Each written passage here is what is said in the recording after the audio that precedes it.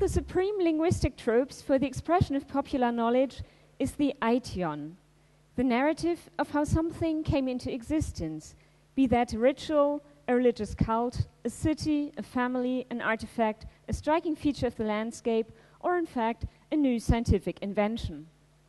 Very often, there is an assumption that those who can explain the origin have fully understood and possess complete knowledge of the phenomenon in question. Why could this be so, and what makes aetia such privileged sites for the dissemination of knowledge, of both pseudo and actual knowledge, or of truth and lies and anything in between? This has to do with their particular rhetoric. Implicitly or explicitly, aetia are always structured around the identity between a past and a present state of affairs. Let me illustrate this with a brief example. Someone might, for instance, ask why a prominent rock in the landscape has a certain shape. Someone could then tell the story of Niobe, of the killing of her 14 children, and of the grief that quite literally petrified her, so that she turned into a stone. And ever since then, this story could conclude there has been this stone that you can see right here. We can see that etiology is defined by a ring structure. An initial question, a narrative, that starts from that question and leads to an answer, which in turn harks back to the question, again pointing to the feature of the landscape which had triggered the question and which is now connected with the story, like the stone now being connected with the story of Niobe. This ring structure makes etiology seem so convincing. The fact that a certain phenomenon lives on in the present, under the very eyes of the audience, allegedly proves that the account of how the state of affairs came into being must be true. The potential of aetia to powerfully and memorably convey both true and false knowledge has been exploited in both scientific and non-scientific texts and contexts from antiquity to the present day. This trope is especially at home in the history of religion and the explanation of cults and rituals. In my paper today, I want to examine one ancient text that with particular self-consciousness explores the functioning of religious aetia in a literary context, Ovid's Fasti. In his poem on the Roman calendar and the origin of Rome's festive days, Ovid devotes one rather long section to the origin of a rite celebrated in honor of the rustic goddess Pallas. Ovid presents no less than 9 different explanations of this rite, seemingly in the interest of conveying religious knowledge to his audience. If one reads carefully, Ovid also suggests that actually none of them can be true. Which form of knowledge is he conveying then? As we will see, the chain of aetia conveys a subtext, a second layer of meaning. It associates the ritual with a very long history, ranging back to the creation of the world. Together, all of these aetia provide a telling context for yet another story of origin, the foundation of the city of Rome. The dating of Rome's foundation is said to be a conscious decision which exploits, or at any rate profits from, the wealth of associations triggered by the numerous aetia listed immediately before. As this example shows, aetia powerfully convey different layers of meaning, while by their very form they embody a short, memorable form of conveying facts, they actually keep blurring the boundary between solid knowledge and less fact-based, more ideologically driven messages. As we will see, this is in fact a profound and enduring characteristic of stories of origin.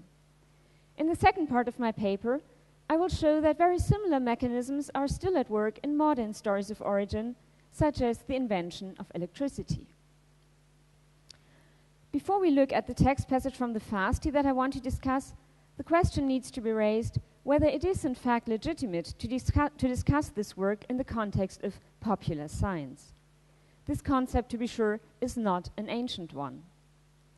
But can we at least say that Ovid in the Fasti is teaching his audience, and which audience would that be? Ovid keeps drawing attention to his learning about the calendar from his human and divine informants, and he says repeatedly that he is teaching his audience. His aim, then, is undoubtedly to convey knowledge and to educate his readers about his subject matter, which comprises religious, historical, cultural, but also astronomical information.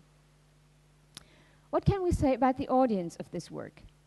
The fasti are addressed to Germanicus, whom Ovid tells about the Roman festive days, which will include the days dedicated to Germanicus' ancestors, most notably Augustus.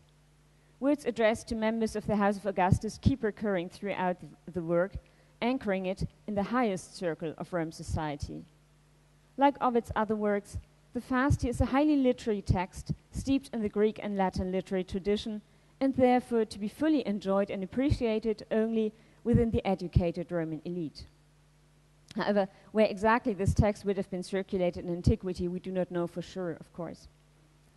In one of the calendar entries, the social aspects of the Roman calendar are made explicit. The festival of the stupid, the Festas Stultorum. On this day, by accident and due to their illiteracy, the lower classes of the society incidentally left their mark on one of the Roman festive days. Referring to these early inhabitants of Rome as stupid and uneducated, stultus and incultus, Ovid suggests that his fasti are not exactly popular in intent. However, by virtue of their being a work of elegiac poetry, they make knowledge of the Roman calendar still more accessible than, for instance, the antiquarian works of Varro, which Ovid keeps using as a source of information throughout his work. In his poem, Ovid says that the content of his poem has been unearthed from the annals of old by him. So in this respect, at least the fasti aim at a larger and less specialized audience than the antiquarian literature that Ovid has been consulting. They turn into a highly pleasant read what otherwise might appear a rather dull subject matter, the days of the Roman calendar regularly interspersed with information on the rising and setting of the stars.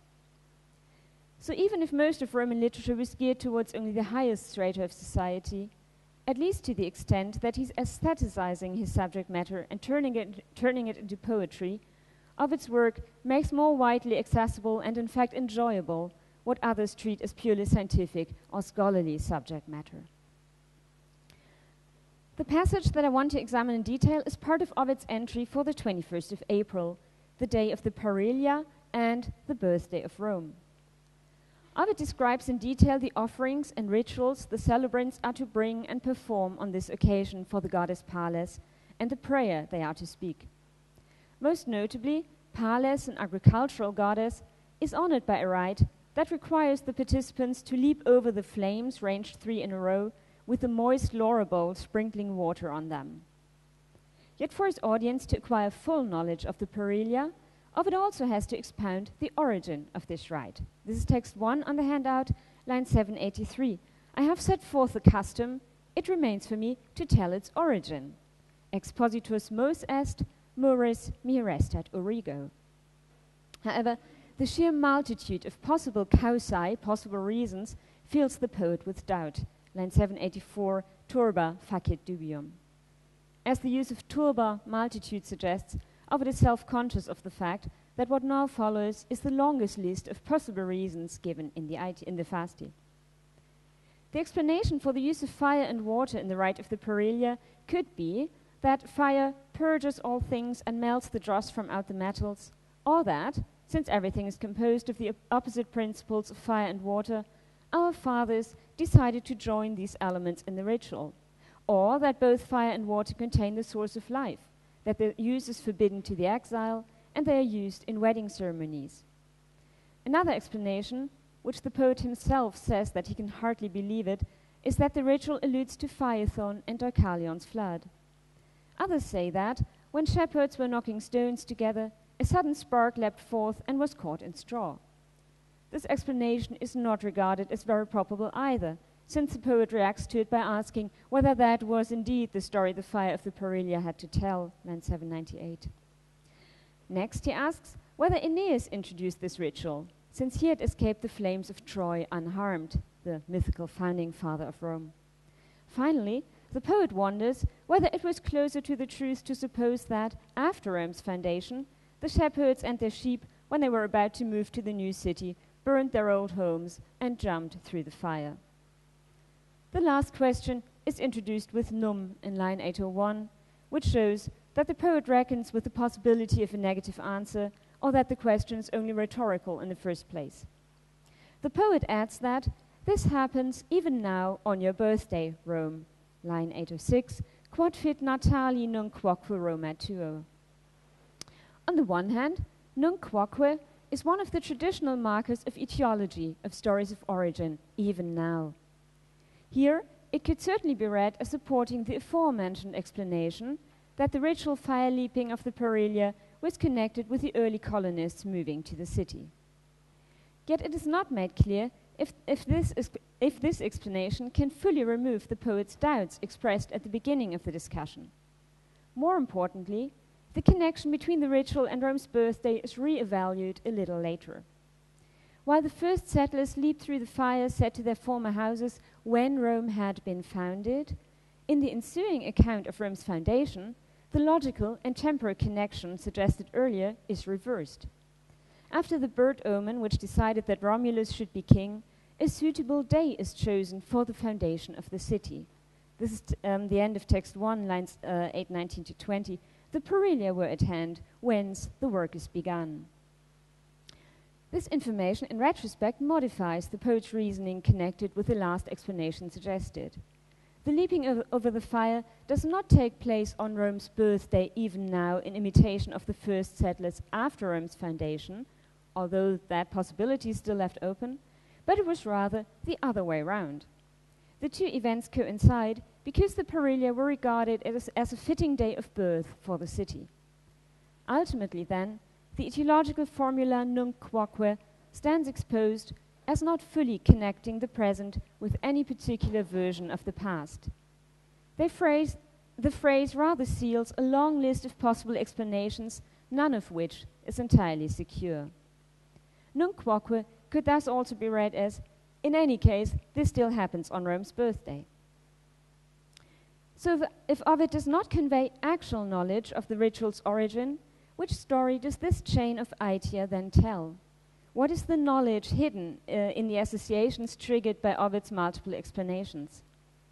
It needs to be noted that even if what Ovid catalogues here is not adopted as the definite point of origin, the ritual, he suggests, could at least tentatively be associated with the elementary origin of life, the contrasting elements of fire and water, the early time of Greek myth, represented by Deucalion and Phaethon, early pastoral life, and the discovery of fire, as well as the story of Aeneas and the early time of the city's existence. By the very act of naming these different options, the poet opens up a vast spectrum of time, so that the ritual is loaded with associations from the entire span of history. I would suggest that this list of aetia looks forwards rather than backwards. Rather than explain the ritual connected with the Perilia previously described, the aetia function as a fittingly grandiose background for what comes next in the text, the foundation of Rome. Both this rite and the foundation of Rome fall on the same day, and the Perilia were explicitly chosen as a fitting day for Rome's foundation. There is then an intimate connection between the two. As we just saw, Ovid's multiple explanations open up a very broad range of meanings connected with and associations triggered by the rite in honor of Pales.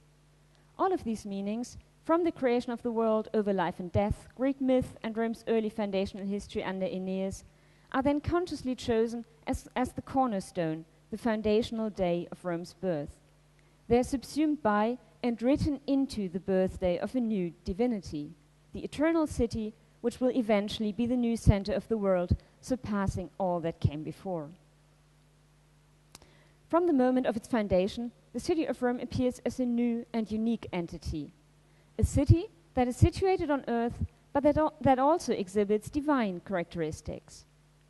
Romulus, while surrounding the city of his city with a plough and marking out its space, prays to Jupiter, his father Mars, and mother Vesta to be present and to grant their favor, and that his city should have a wide extension in both space and time. Let it have a long life and dominion over the earth, and let the rising and the setting sun be under her control. Romulus's wishes are soon taken up and confirmed by the poet at the end of the narrative. That is text 2 on the handout. After the flame has been put to Remus's funeral pyre, the poet states that a city rises, which was about to set its victorious foot upon the earth.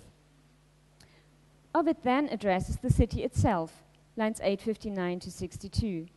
May you rule everything, and always be under a great Caesar, and often have even more of that name. And whenever you stand sublime in a conquered world, may all else reach not up to your shoulders.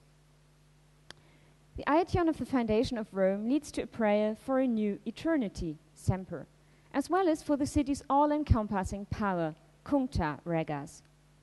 Both of these attributes ascribe to Rome a quasi-divine power. This is underlined by Rome's physical appearance. The epithet sublimis is normally used of gods or divine characters in the fasti, and the wish that everything should be under Rome's shoulders ascribes a towering, quasi-divine height to the city, which is again all-encompassing, surmounting everything, omnia. Most importantly, while Romulus had addressed his prayer for Rome's long life and worldwide rule to Jupiter, Mars and Vesta, the poet prays to the city itself, just as he frequently ends his etiological entries with a prayer to the deities invoked on a particular day. What was introduced as the narrative of Rome's birthday, in fact turns out to be the birthday of a divinity, a city which is located on earth, but which from the beginning is in close contact with the divine sphere, exhibiting divine features itself, just like Roma, at least in the Greek world, was indeed worshipped as a deity. Rome, then, from the moment of its foundation, inhabits a unique sphere of time. It is a divine character guaranteeing its own eternal existence.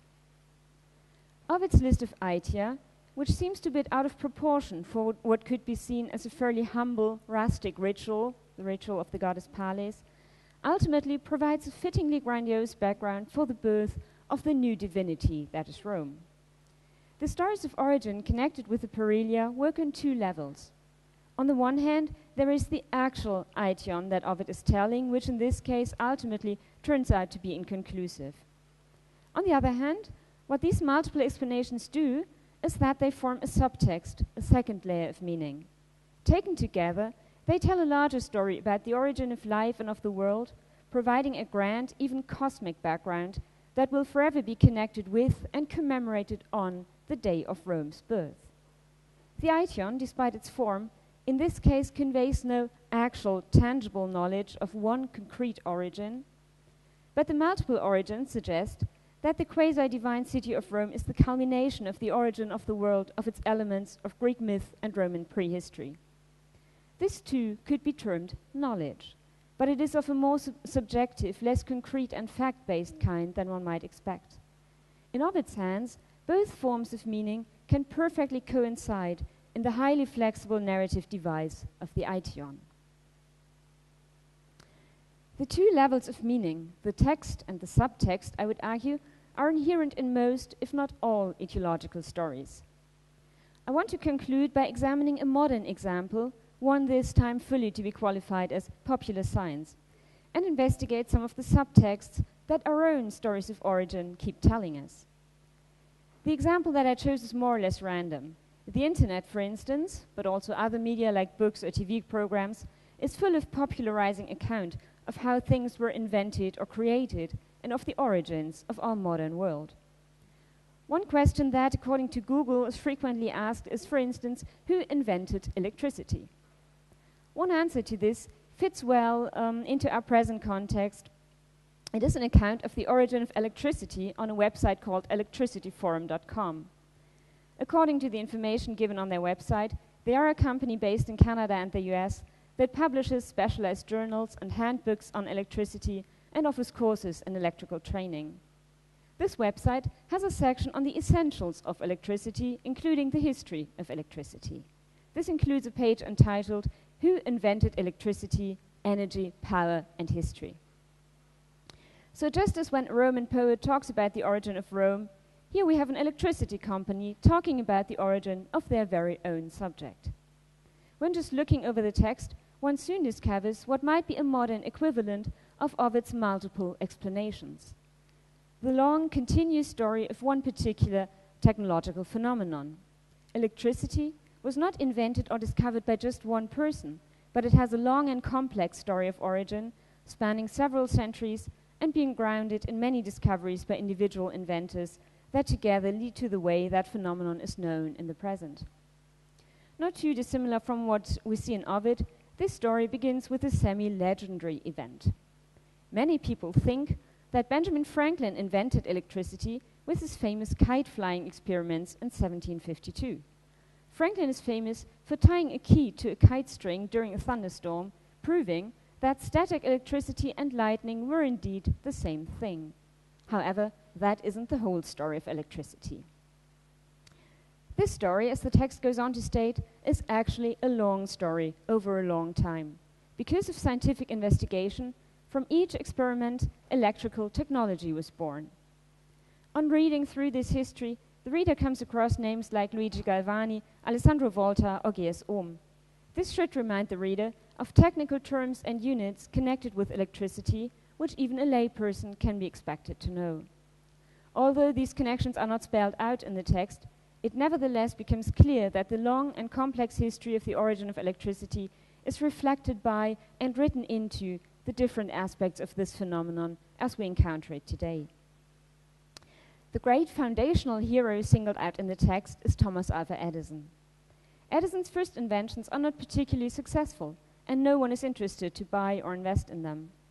One machine he had invented failed at a test because of the stupidity of the assistant. The narrative continues, and this is text 3a on the handout. Penniless and in debt, Thomas Edison arrived again in New York in 1869. But now fortune favored him. The Gold Indicator Company was a concern furnishing to its subscribers by telegraph the stock exchange prices of gold.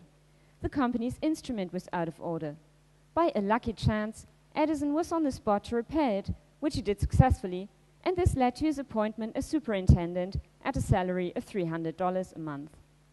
When a change in the ownership of the company threw him out of the position, he formed, with Franklin L. Pope, the partnership of Pope, Edison, Current and Company, the first firm of electrical engineers in the United States. So here we can clearly see that electricityforum.com is telling the story of its origin, or at any rate of that of its remote ancestor, the first firm of electrical engineers in the United States. Through hard work, talent, and a lucky circumstance, Edison's fate turns, and from a poor condition, he will eventually rise to wealth and fame. Note how the crucial turning point in his career is attributed to fortune, but now fortune favored him, which further underlines his heroic status. This popularizing story of the origin of a scientific phenomenon, then, has its own subtext.